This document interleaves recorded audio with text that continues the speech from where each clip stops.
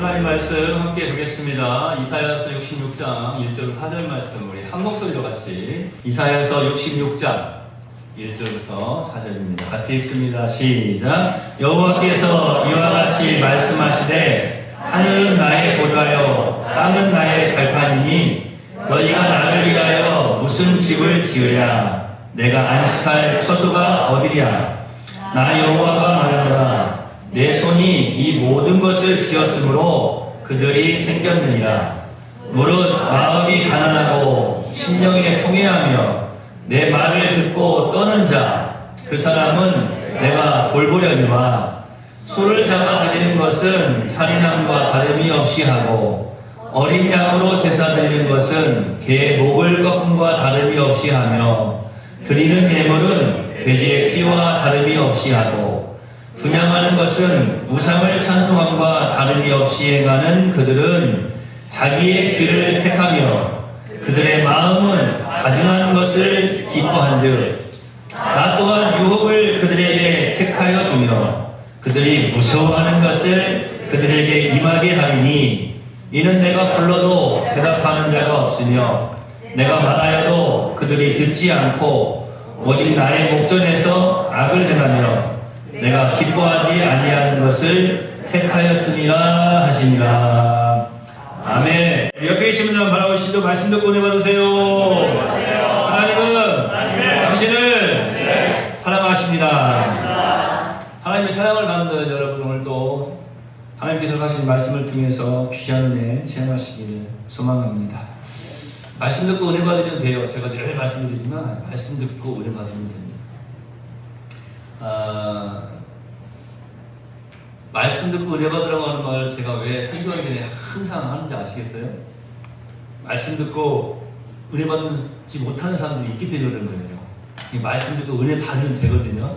근데 말씀을 안 듣는 사람들도 있어요. 제가 이제 오늘 이 내가 돌보는 그 사람이라고 하는 제목으로 이제 여러 가지 내용들을 가지고 함께 은혜를 나눌 텐데, 여러분들이 오늘 이 말씀 듣고 은혜를 받으시면 여러분들 삶 속에 모든 문제는 해결될 수밖에 없어요. 왜냐하면 하나님 말씀은 그러시거든요.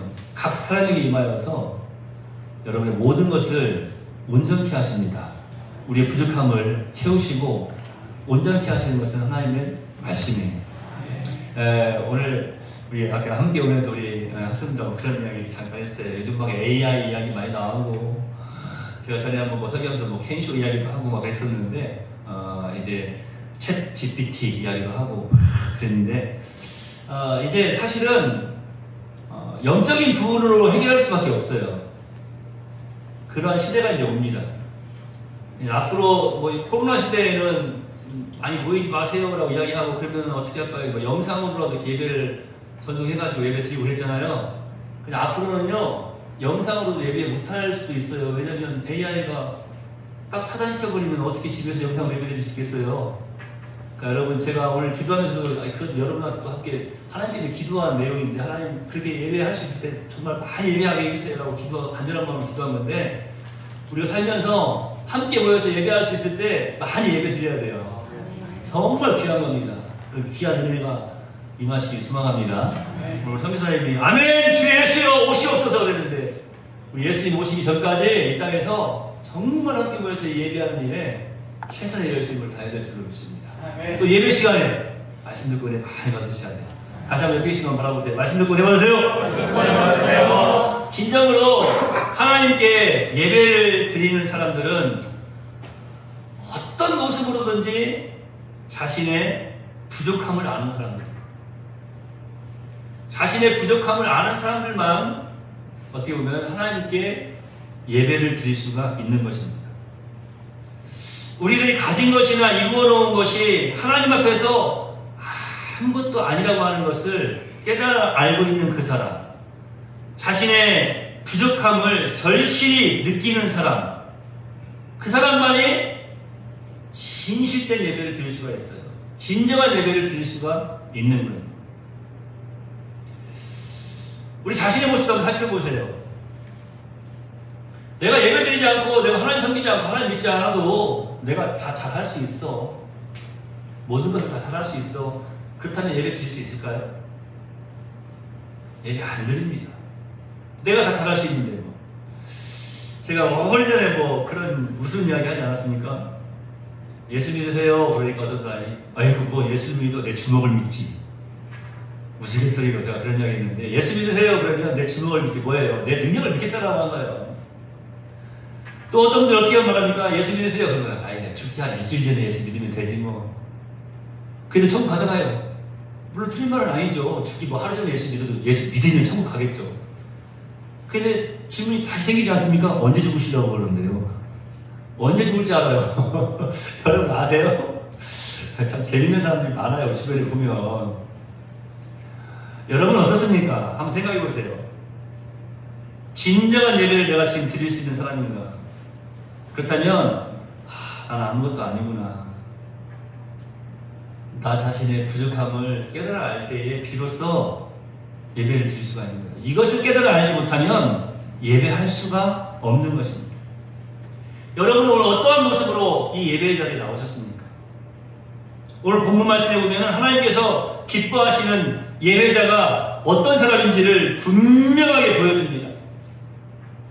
제가 전에 오래전에 아주 보니까 이 이사야서 이 66장 1절 사절 말씀을 가지고 이 본문 말씀을 가지고 하나님이 찾으시는 예배자, 그 우리 뭐 복음서가되어 있죠. 주님이 찾으시는 하나님이 찾으시는 예배자 누군가 이렇게 이러한 주제로 함께 말씀을 나눴는데 제가 오늘 말씀에서 보니까 맞아요. 그 하나님께서 찾으신 예배자, 그 사람의 어떤 그 결과가 무엇이냐, 그 사람의 삶의 어떤 모습 속에서 어떤 열매가 맺혀지느냐 봤더니요 놀라운 게 있더라고요.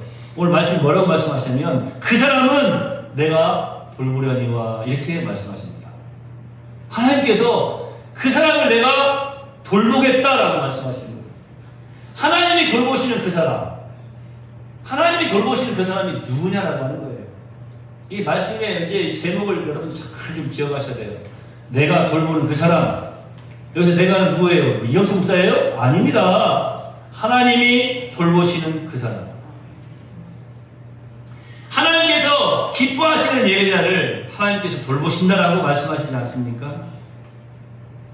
여러분 신령과 진정으로 드려야 할 예배, 뭐 늘 말씀드리지만 여기서 이 신령은 성령님을 의미하는 거예요. 성령. 진정은 뭡니까? 예수 그리스도를 의미하는 겁니다. 그러니까 예수님의 이름으로 말미암아 성령님의 인도하심 따라서 드리는 이 신령과 진정으로 드려야 될 그 예배, 그 예배의 본질이 사라져버린 채 그냥 형식적이고 또 가식적인 예배를 드리는 것을 보고 하나님께서 오늘 본문 말씀에서 뭐라고 말씀하시냐면 내가 그런 예배를 받지 않겠다라고 말씀하고 있습니다. 그런 자들에게는 오히려 내가 벌을 내릴 것이다 라고 분명히 말씀을 하고 계십니다. 그러니까 제가 원래 이 설교를 쭉 준비하고 함께 우리 성도들과 나누기를 원하면서 앞부분에서는 먼저 내가 돌보는 그 사람에 대해서 설명을 좀 쭉 해드릴 거예요. 하나님께서 누구를 돌보시는가. 그리고 이제 마지막에 가서는 그런 하나님께서 오늘 과연 그들이 무서워하는 것을 누구에게 주시는가를 함께 살펴보고자 합니다. 여러분 말씀 듣고 은혜 많이 받으시기를 바랍니다. 오늘 본문 말씀해 보니까 하나님께서 1절에서 이렇게 말씀하세요. 하늘은 나의 보좌요 땅은 나의 발판이니. 하늘은 나의 보좌요 땅은 나의 발판이다 라고 말씀하고 계십니다. 이스라엘 백성들의 지금 상태는 어떤 상태인가 하면요, 솔로몬이 지었던 성전이 바벨론이 침공을 한 다음에 다 불타서 없어져 버리고 말았습니다. 사실은 이것은 이스라엘 백성들에게 있어서는 너무나 큰 충격이었어요. 왜냐하면 이스라엘 백성들은요 성전 중심의 삶을 살았어요. 웅웅거리죠 지금. 왜 웅웅거리죠?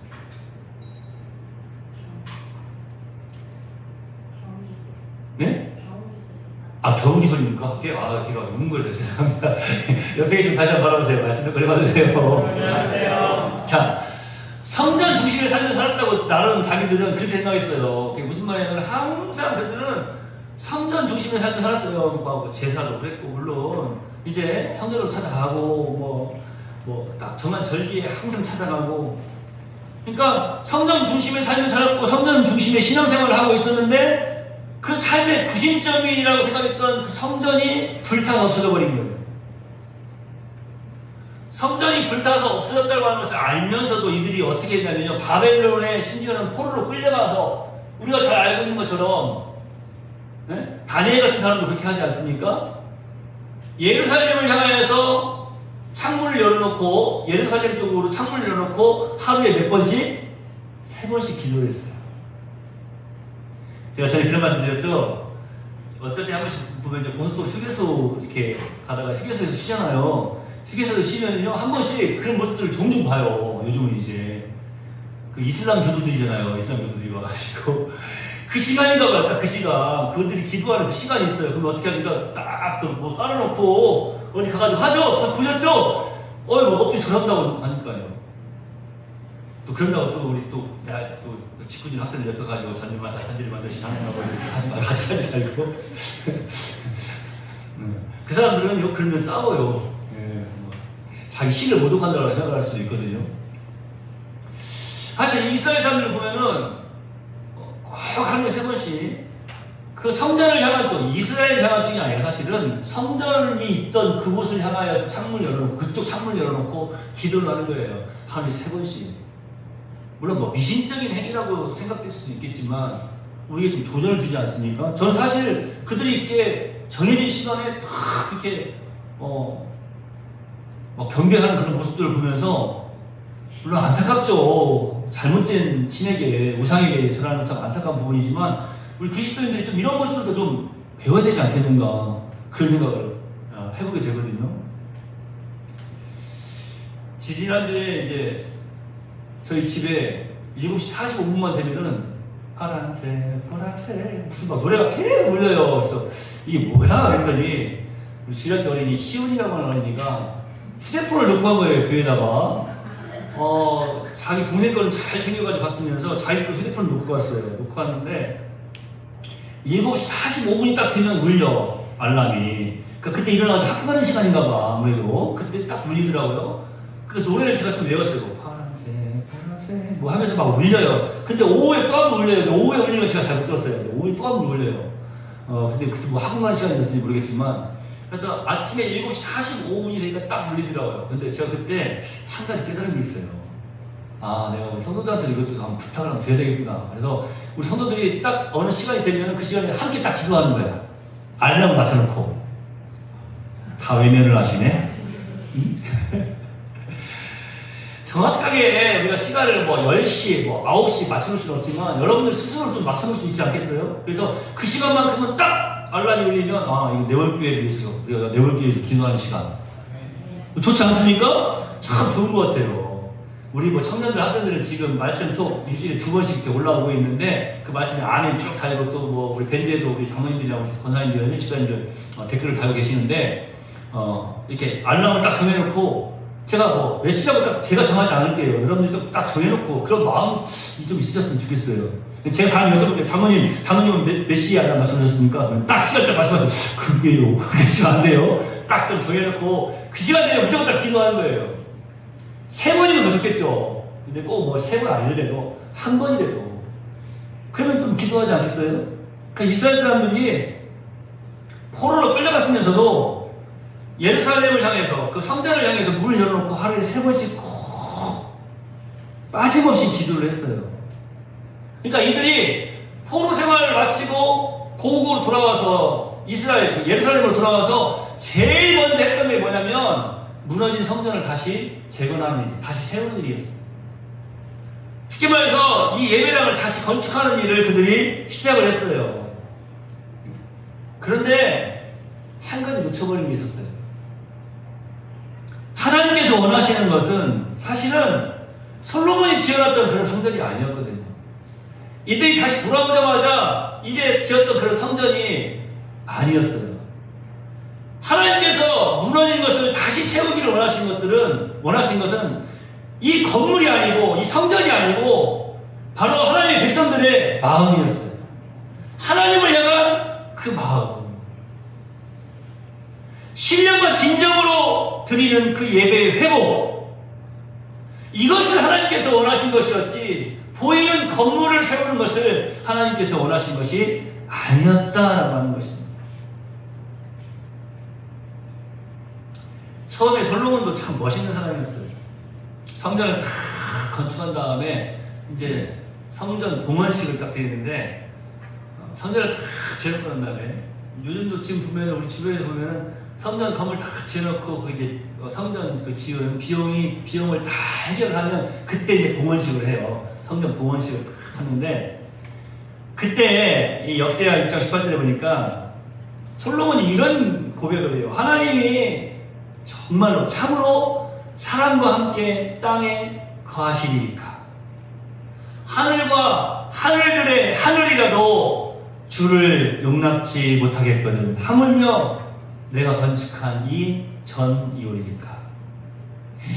정말 이 솔로몬의 성전 들면 지금은 다시 지을 수도 없을 정도로 막 의리의리하게 쉽게 말해서 지은 성전 아닙니까? 막 금으로 그냥 다 그냥 도배를 하고 의리의리하게 지었어요. 참 멋지게 지었는데 좋은 막 백향 나무들 가져다가 멋지게 참 지었어요. 그런데 그거 딱 지어놓고 봉헌식을 드리면서 아무리 사람들 좋다고 하지만 어떻게 하나님께서 감히 이런 곳에 거하시겠습니까? 라고 그렇게 고백을 합니다. 여러분 우리 한국 개신교가 세계에서 그 유래를 찾아볼 수 없을 만큼 어떻게 보면 장족의 발전 정말로 큰 발전을 이루지 않았습니까? 뭐 자부심도 있죠. 세계적으로 뭐 10대 교회 안에 드는 교회가 우리 한국에만 벌써 서너 개가 있어요. 굉장한 일이기도 합니다. 크기로는 그 유래를 찾아볼 수 없을 정도로 대형 교회들이 많은 곳이 바로 우리 대한민국입니다. 제가 지금 대형교회 비판하려고 이런 말씀 드리는 것이 아니에요. 대형교회 비판하고 싶은 생각 전혀 없고요. 우리가 지금 깊이 바라봐야 될 것이 있다고 하는 거예요. 건물의 크기나 인원의 많고 적음의 문제가 있는 것이 아니라 그 안에서 드려지는 예배가 어떤 예배인가라고 하는 거예요. 사실은 우리가 이 솔로몬의 마음도 좀 품어야 돼요. 솔로몬은 성전 이야기를 했잖아요. 우리는 제가 그 성전 이야기를 한 솔로몬 이야기를 지금 솔로몬이 성전 지었어. 그래서 하나님이 여기 거하실 수 있겠습니까? 지금 그 이야기를 왜 하는 것 같아요? 우리가 그런 마음을 품어야 된다고 하는 거예요. 우리가 오늘 이곳에서 드리는 이 예배 하나님께서 이곳에 임재하실 수 있겠습니까? 우리가 그렇게 신령한 진정의 예배를 드릴 수 있겠습니까? 이런 고민들을 좀 우리가 해봐야 된다고 하는 거예요. 다른 것이 아니라. 여러분의 마음은 그렇게 지금 비워져 있습니까? 또 여러분의 마음은 정말 그 하나님의 임재를 간절히 갈망하고 있느냐라고 하는 거예요. 많은 사람들이요, 어떤 건물의 크기로, 인원의 많음으로, 또 자신들의 교회가 하나님이 기뻐하시는 것이다. 사람이 많으면, 건물이 크면, 아니면 많은 일을 해나가면 하나님께서 기뻐하실 것이다. 이렇게 생각하는 사람들이 많아요. 그럴 수도 있어요. 10명이 모여서 예배하는 것보다 100명, 1000명, 10,000명이 모여서 예배드려서 진정으로 더 하나님께 영광을 올려드리면 하나님 더 크게 기뻐하시겠죠. 정말로 중요한 것은 뭐냐면 저는 우리 내국교사들에게 이런 자부심을 좀 가지라고 말씀드리고 싶어요. 5만 명이 모여서 이제 50명 받으시는 예배 드리는 거하고 50명이 모여서 50명 다 받으시는 예배 드리는 거하고 우리 하나님께서 어떤 예배를 더 기뻐하시겠느냐라고 하는 거예요. 그러니까 여기서 지금 우리가 솔로몬의 마음을 가진다고 하는 것은 뭐냐면요, 그런 거예요. 하나님, 우리가 함께 예배 드리는 이 예배 공동체에 내가 지금 와서 앉아있는데, 네월교회에 와서 함께 지금 예배를 드리고 있는데, 내가 드리는 예배는 하나님께서 흠양하지 않으신다면, 주여, 제가 드리는 예배를 우리 하나님께서 기뻐 받으실 수 있는 그런 예배자로 오늘 이곳에 서기를 원합니다. 이런 막 간절한 소망이 있어야 된다고요. 그래야 예배에 성공할 수가 있는 거예요. 이 시간이 헛된 시간이 되지 않으려면, 이 시간이 헛것이 되지 않으려면 우리가 정말 이렇게 심심된 마음으로 주님 앞에 나아가야 됩니다. 오늘 본문 1절을 제가 다시 한번 읽어드릴게요. 하늘은 나의 보좌요 땅은 나의 발판이니 너희가 나를 위하여 무슨 집을 지으랴? 내가 안식할 처소가 어디랴? 이 말씀을 보면 이 세상 그 어디에도 하나님을 모시기 위한 보좌를 지을 수가 없다고 하는 것입니다. 하나님은 하늘을 보좌로 삼으시고 땅을 발판으로 삼으시는 그러한 분이시기 때문입니다. 바로 이어서 여호와님께서 뭐라고 말씀하십니까? 나 여호와가 말하노라. 내 손이 이 모든 것을 지었으므로 그들이 생겼느니라. 이렇게 말씀을 하고 계세요. 여러분, 이 세상의 모든 것은 하나님의 작품입니다. 제가 그런 얘기 한번 해봤어요. 여러분, 뭐 바닷가에 가시면 늘 바닷가 보시면 딱 바다를 보는 순간 어떤 찬양이 일어나세요? 하늘 두루마리 삼고 바다를 먹물 삼아도 그것이 하나님의 사랑 다 기록할 수 없다니. 참 가사 내용이 멋지지 않습니까? 네?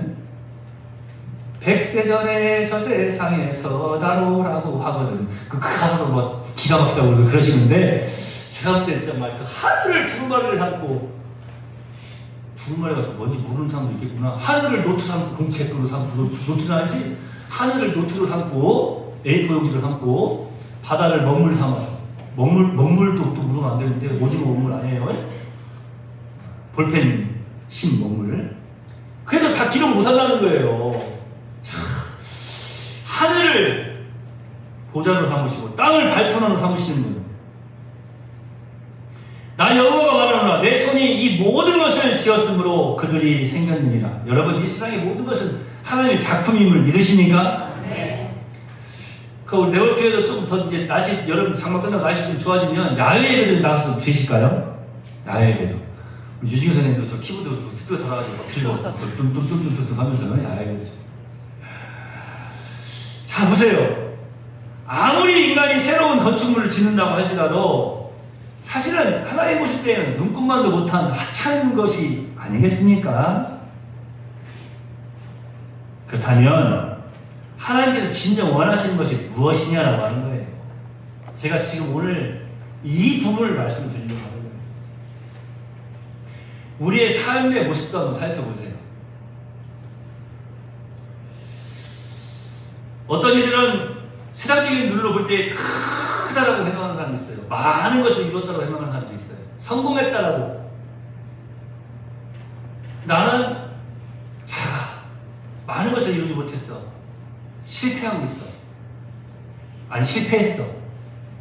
이런 좌절감에 빠지는 사람도 있을 거예요. 근데 여러분, 오늘 말씀 듣고 은혜 받으시기 바랍니다. 하나님의 눈으로 한번 바라보셔야 돼요. 오늘 본문 말씀을 통해서 하나님은 우리에게 자신의 뜻을 분명하게 드러내 보여주십니다. 하나님이 기뻐하시는 사람, 하나님께서 찾으시는 예배자, 하나님께서 늘 돌보시기를 기뻐하시는 사람이 누구냐라고 하는 거예요. 여러분, 하나님이 돌보시면 된 거 아니에요? 하나님이 돌보시면 됩니다. 하나님. 우리의 인생도요, 하나님이 돌보시면 안 될 수가 없어요. 하나님이 돌보시면 됩니다. 옆에 계신 분 바라보면서 정말 진실되게 한번 우리 축복합시다. 진실되게 따라하지 말고. 자, 하나님이 돌보시면 됩니다. 당신을 하나님이 돌보십니다. 할렐루야! 왜 여러분을 하나님이 돌보시는지 아시겠어요? 오늘 말씀에 이렇게 말씀하고 계세요. 하나님이 돌보시는 사람이 누군가? 첫 번째, 마음이 가난한 사람. 목사님, 그냥 가난 이야기만 들으면 지긋지긋해요. 지난주에도 우리 전에 함께 노예에 계셨던 우리 목사님, 은퇴하신 목사님, 사모님을 만나뵀어요. 또 우리 원장님이랑 태어나가지고 처음 보는 목사님이, 제가 수건을 갖다 드렸더니 태어나가지고 이렇게 큰 수건을 처음 봤대. 전해드렸는데 못 들고 한 번도 깰 뻔했어요. 너무 무거우니까 떨어뜨리려고 하더라고. 하고 제가 다시 들어드렸는데, 그 목사님이 이제 은퇴하신 지 오래되셨어요. 그런 말씀을 하세요. 뭐라고 말씀하시냐면, 젊었을 때 사모님한테 더 잘해줄까. 그래서 제가 그랬어요. 지금도 목사님, 사모님이 이렇게 식사도 잘 챙겨주시고 하루에 2번만 챙겨주세요. 아니지, 사모님 3번 다 챙겨주지. 식사도 다 챙겨주시고 세상에 이렇게 반찬도 맛있게 다 해주신 거 보면은 목사님이 젊으셨을 때 잘했으니까 지금 이렇게 잘 얻어먹는 거예요. 제가 그랬더니 맞다고 막 그러시면서 박수를 막 치시더라고요. 그 이제 사모님이 젊었을 때 힘들던 이야기를 막 하시는데 목사님이 한참 들으시다가 진짜 눈물이 여기서 그러고 하시면서 뭐라고 하면 아이고 그만해 마음이 너무 아프네 막 그러시는 거예요. 그 마지막에 뭐라고 하냐면 이렇게 하시는 거예요. 그러니까 그래도 있으니까 좋지. 아 그런 이야기를 하시더라고요. 아 참 감사하다. 제가 이 말씀을 왜 드리냐면요, 하나님께서 그때 그 상황에는 너무 힘들어가지고 살 수가 없을 줄 알았다라는 고백을 하시는데 지금 돌이켜보니까 모든 순간순간을 하나님이 돌보셨습니다라고 하는 고백을 하시는 거예요. 제가 이제 목사님 제가 이번 주 설교를 그거 해야 되는데요. 하나님이 늘 돌보신다는 거예요. 제가 했어요. 목사님 참 도전받습니다. 참 주의 정으로 이렇게 섬기시다. 저는 이렇게 건강하게 은퇴하신 목사님을 보면 막 요즘 막 굉장히 막 존경스러워요. 그 나이에 맞게 다 은퇴하시는 얼마나 감사한 일인지 몰라요. 여러분 제가 자부심 막 많이 가지라고 했죠? 우리 장로님 몇 년 하셨어요? 한 37년 가까이 하셨죠? 장로님 한 5년 정도 37년 됐으니까 우리 교회가 거의 한 35년 36년 이제 올해 은퇴 하시는데 우리 자랑하셔야 돼요. 거의 40년을 맡겨진 사람을 잘 감당하고 이렇게 은퇴하신다는 말은 것이 쉬운 일이 아니에요. 정말 저 자랑한다니까요. 우리 후임 장로님들도 건강하게 잘 삶 마치시고 은퇴하시기 주의 이름으로 축복합니다. 그러니까 그 목사님 보니까 너무 막 존경스러운 거예요. 근데 그 목사님이 그런 말씀을 하세요. 그때는 정말 목회자인데도 이렇게 힘든 일이 있고 이럴 때에는 정말 힘들다 눈물로 강당에서 계속 눈물 흘리고 그랬었는데 그 순간순간에도 항상 하나님이 자기를 놓지 않으시고 자기를 인도해 주시고 돌봐주셨다고 하는 거예요. 그래서 제가 그랬어요. 맞습니다. 하나님이 돌보시면 되죠. 하나님이 돌보시면. 여러분 하나님이 돌보시는 사람이 어떤 사람인지 오늘 잘 들으셔가지고 하나님이 돌보심 받으시기를 예수님 이름으로 축복합니다. 하나님이 돌보시면 된다니까요. 안 될 수가 없어요. 어떤 사람입니까? 오늘 말해보니까 마음이 가난한 사람이었어요. 그러니까 가난 이야기 하다 보면 아까 제가 그 사모님 이야기하면서 그 가난 이야기 때문에 그래요. 하나님 목사님 가난 이야기는 하지도 마세요 그랬는데 여기서 이 가난은요. 자 오늘 본문 말씀 2절에 보니까 무릇 마음이 가난하고 라고 했는데 이 가난이라고 하는 말은 재산이 뭐 하나도 없는 재산이 1도 없는 그런 사람을 지금 말하는 것이 절대 아니에요. 마음이 가난한 자 그러면 우리가 예수님의 말씀을 딱 떠올리지 않습니까? 심령이 가난한 자는 복이 있나니 저희가 천국을 그러니까 천국을 소유할 수 있는 사람은 마음이 가난한 사람이에요. 심령이 가난한 자예요.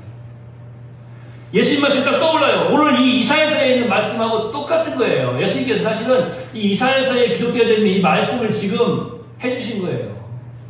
그러니까 그런 의미에서 볼 때에 자 하나님이 돌보시는 사람은 누구냐? 첫 번째 마음이 가난한 사람인데 그 사람이 천국을 소유한다고 했잖아요. 그러니까 하나님을 돌보시는 사람이 이 땅에서 천국 백성의 삶을 사는 거예요.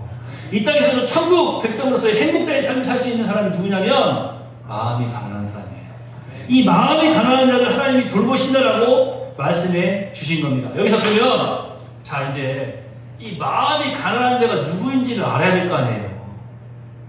마음이 가난한 자가 누굽니까? 오늘 제가 이것만 말씀드릴 거예요. 마음이 가난한 자가 누구냐? 여러분 가난 싫죠? 가난은 싫어요. 결핍은 3대 악 중에 하나 아닙니까? 가난한 거 싫어요. 그런데 마음은 가난해야 돼요. 마음이 가난한 자가 누구냐? 자신에게 있는 죄의 문제를 자기 본인 스스로는 해결할 능력이 없음을 깨달아 아는 사람입니다.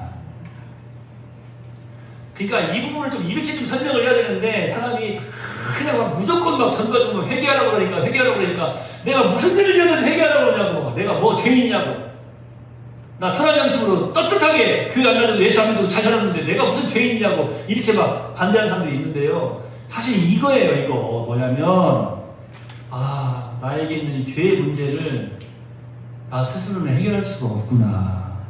그것을 깨달아내고 그 죄의 문제를 온전히 해결해 주실 수 있는 구주를 기다리며 사는 사람.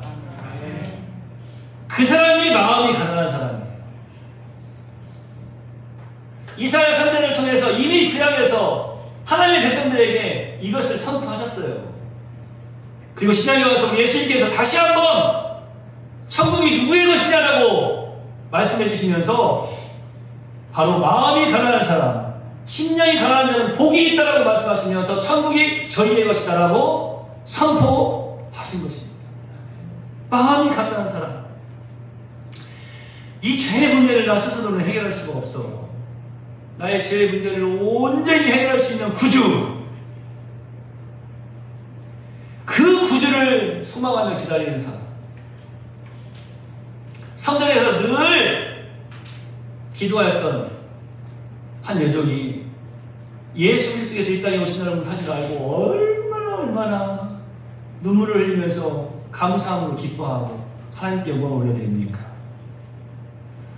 알람 맞춰놓고 우리가 교회를 위해서 기도하자고 할 때에 이런 간절한 소망이 있어야 되지 않겠습니까? 우리 내월 모든 성도들이 온전히 예수 그리스도를 갈망하며 소망하며 또 주님의 뜻대로 살아되기를 정말로 너무나 세상에 그 어떤 것보다 원하고 또 원하는, 바라고 또 바라는 그러한 성도들이 되게 주시옵소서.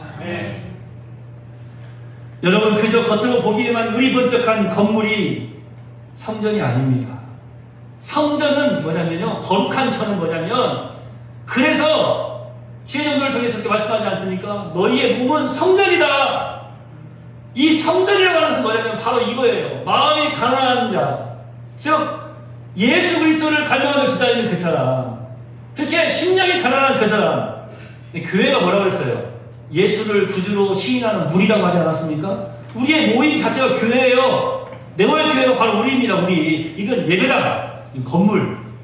성전은 바로 우리예요. 우리. 예수님을 구주로 모신 우리. 이와 같이 마음이 가난한 그 심령의 성전에 하나님께서 비로소 임재하실 수 있다고 하는 거예요.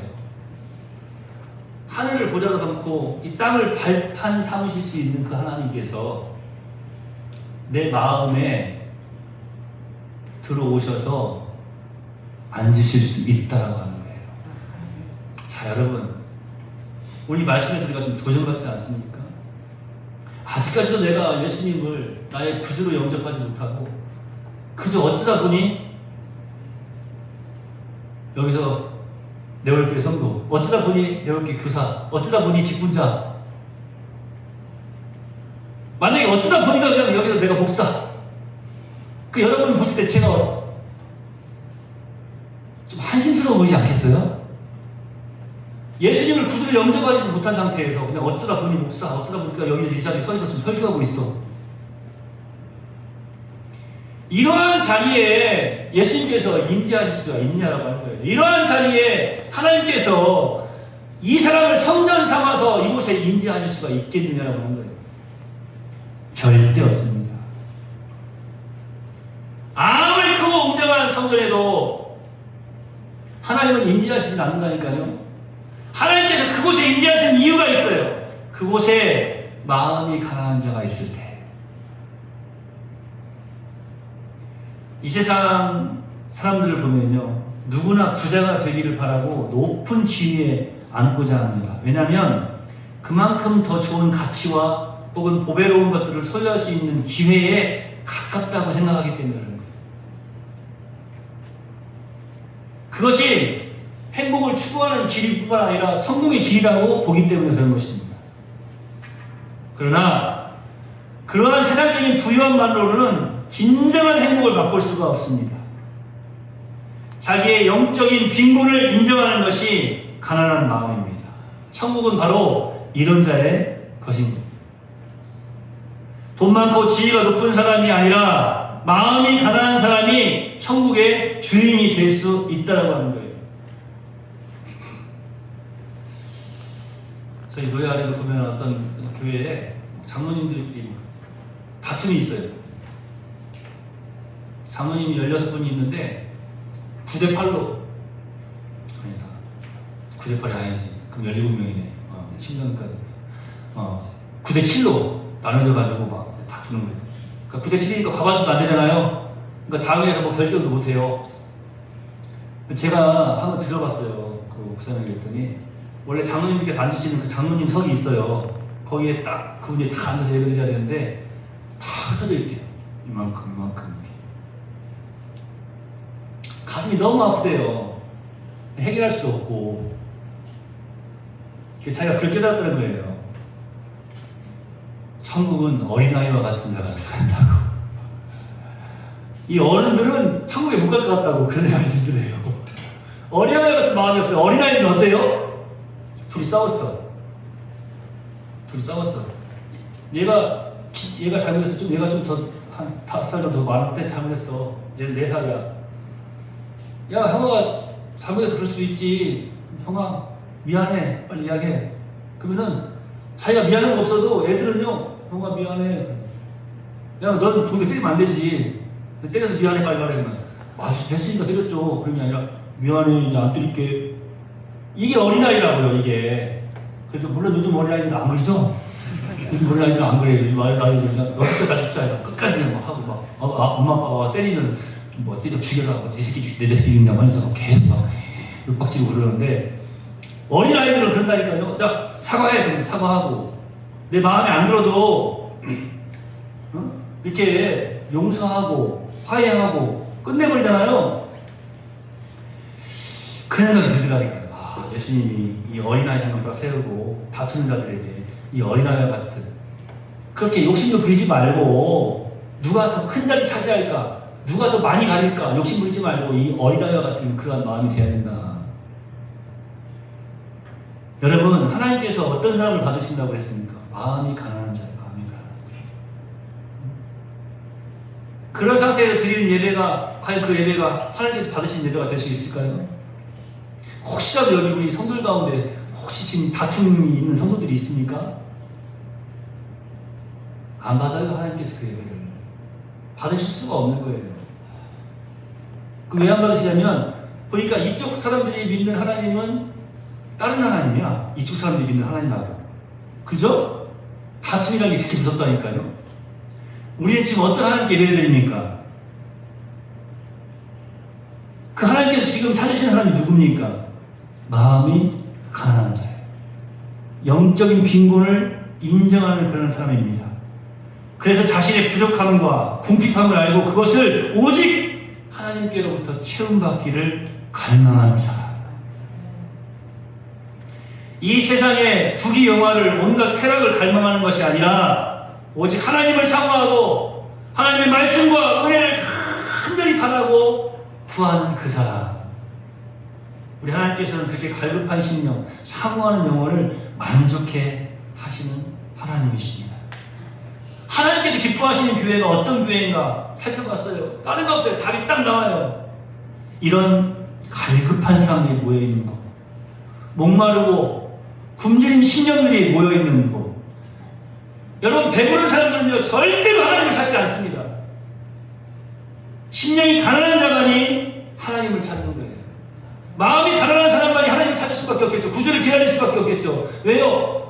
내 힘으로는 아무리 해도 세상적인 그 무엇으로는 내가 쌓아놓은 그 무엇을 내가 가지고 있는 그 무엇으로는 아무리 해도 그것을 해결할 수가 없기 때문에 하나님을 찾는 거예요. 오늘 여기 계신 모든 분들이 저를 비롯해서 여기 있는 모든 사람들이 마음이 가난한 자 되기를 소망합니다. 그 사람을 하나님께서 돌보신다 하고 말씀하셨어요.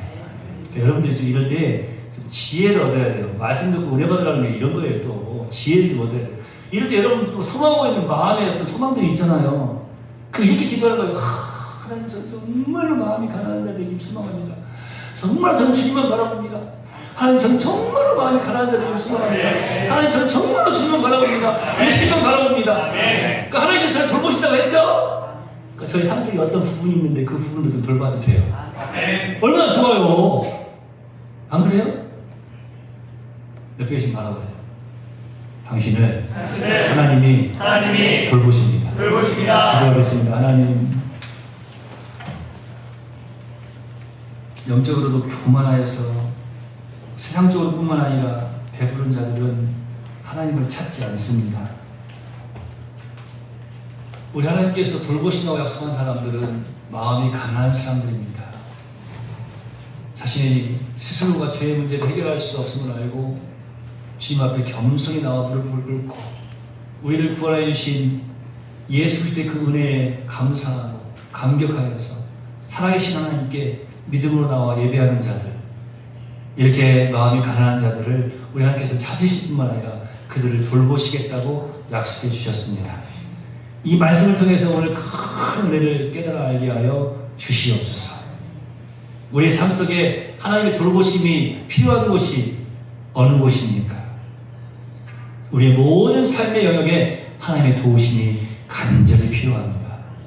주여, 마음이 가난한 자 되어서 하나님의 도우심을 온전히 받아들이며 살아가는 복된 신앙인들이 다 되게 하여 주시옵소서.